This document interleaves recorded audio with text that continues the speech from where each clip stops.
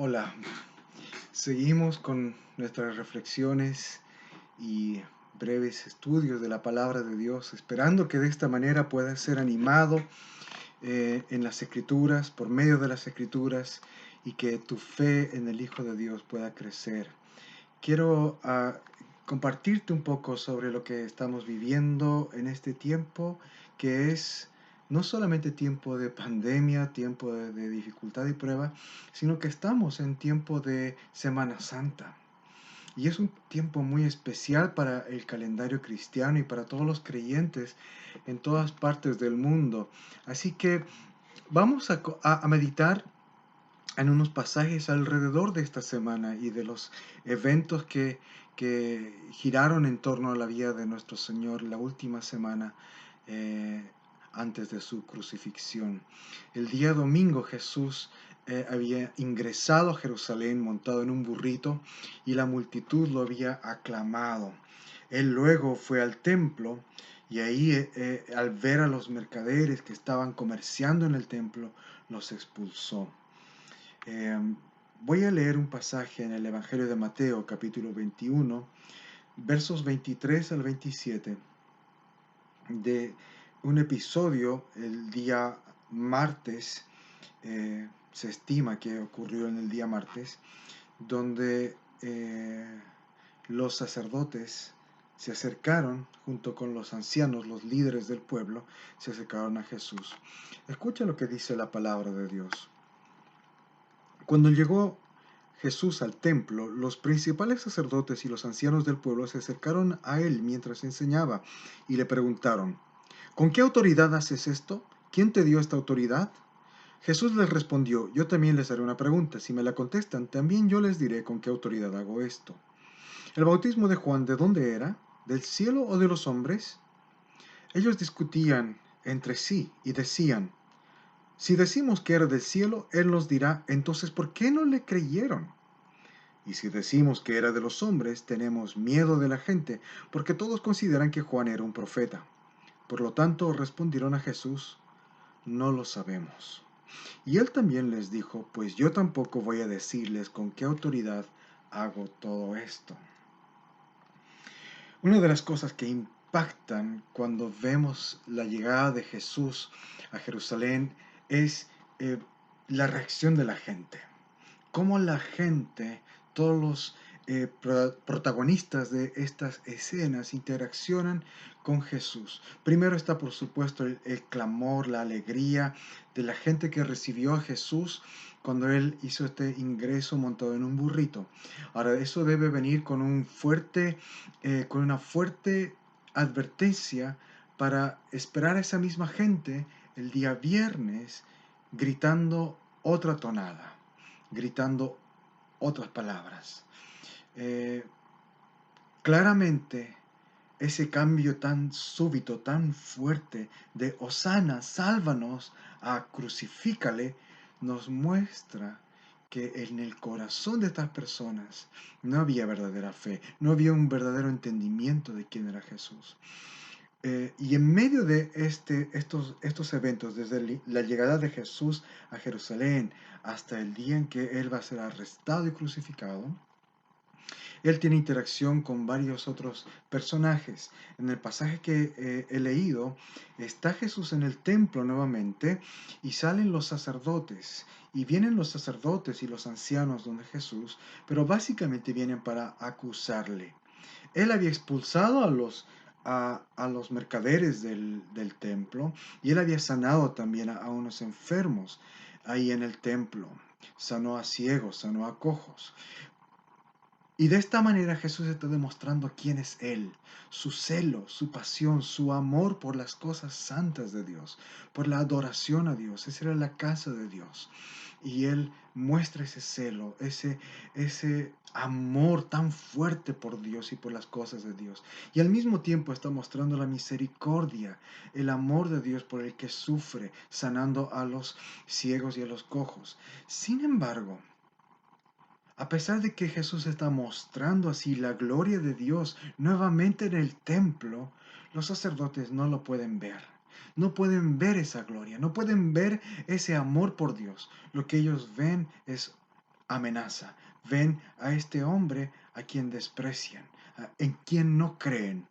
Así que van donde Jesús para hacer una pregunta, pero esta no es una pregunta sincera, esta es una pregunta con una trampa. Lo que ellos quieren es tenderle una trampa a Jesús. Ellos esperaban que él diga algo que le comprometiera. Le preguntan, ¿quién te ha dado la autoridad para hacer estas cosas que haces?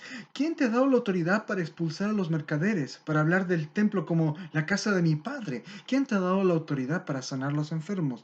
¿Quién te ha dado esta autoridad?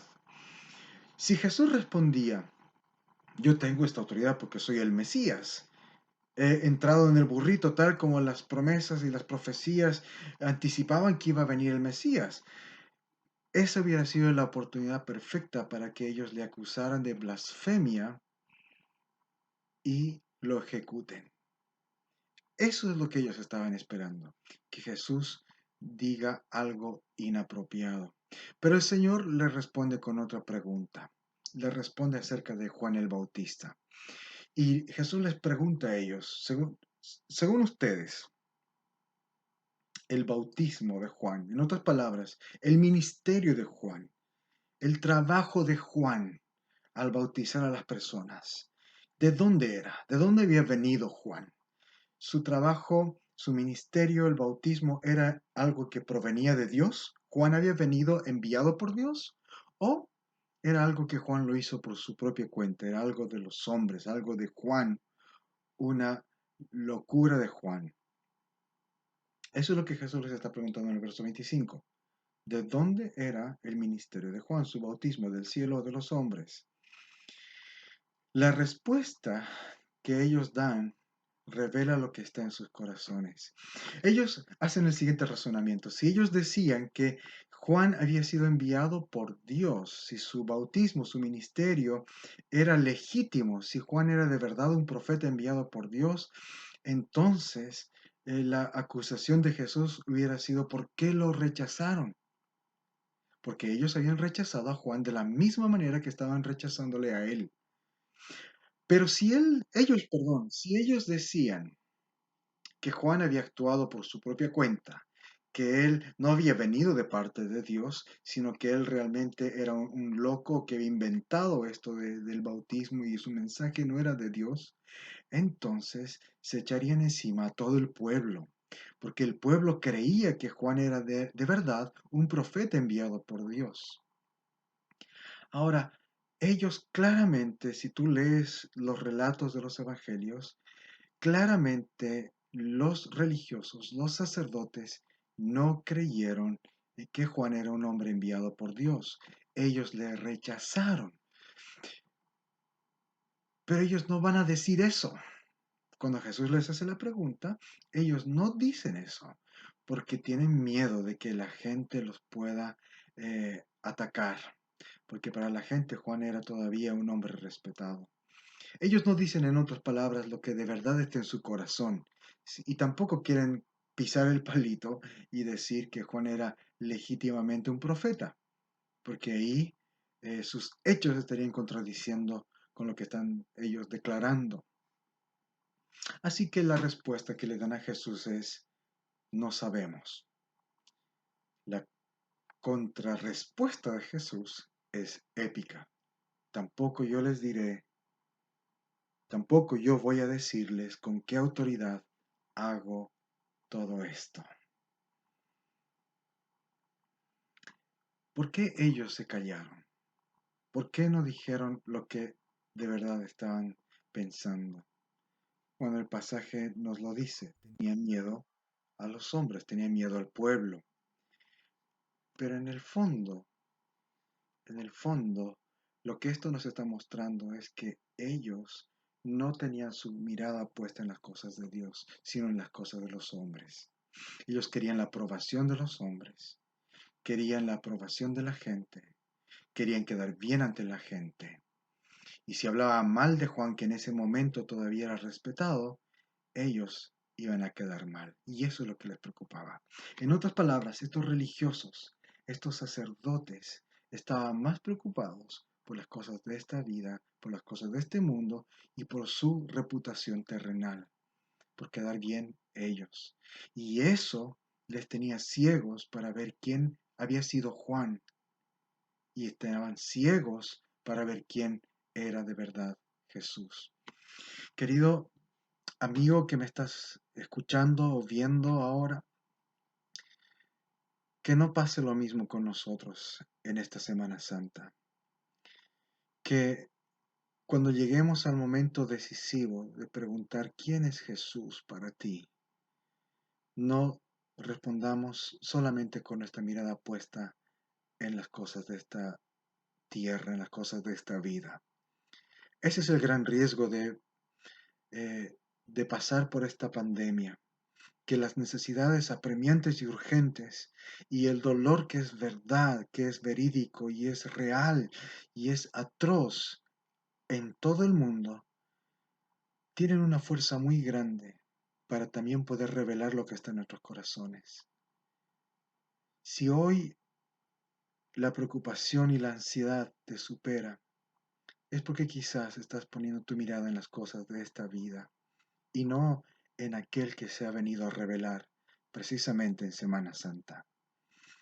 Así que quiero animarte a que pongas tu mirada en Jesús. Eso no quiere decir hacer de vista gorda a los grandes problemas que están pasando. Eso no quiere decir ser irreal y vivir en una fantasía mientras afuera hay sufrimiento y dolor. No, lo que quiere decir es que aún en medio de ese sufrimiento, tú tienes esperanza. Tú puedes conocer a Jesús. No dejes que las cosas de este mundo y lo que puede o no puede sucederte en él nublen tu vista de ver aquel que vino para darte vida eterna, para morir en tu lugar en la cruz. El Hijo de Dios estaba frente a los sacerdotes y ellos no quisieron verle. Pero Él está frente a nosotros hoy. Tú puedes conocerle por medio de las Escrituras. Abre tus ojos y mira a Jesús. Quiero invitarte a hacer la siguiente oración. Padre, danos un corazón sensible a ti. Abre nuestros ojos para poder mirar a tu Hijo. Es verdad, Señor, que las cosas de este mundo y las aflicciones y las necesidades que tenemos en él son apremiantes. Pero hoy queremos confiar en ti. Cuando Jesús vino a la tierra, Él se preocupó por las necesidades de las personas. Él sanó a los enfermos, dio de comer a la gente que tenía hambre. Pero sobre todas las cosas, Él vino para revelar tu gloria, para mostrar tu misericordia y tu justicia.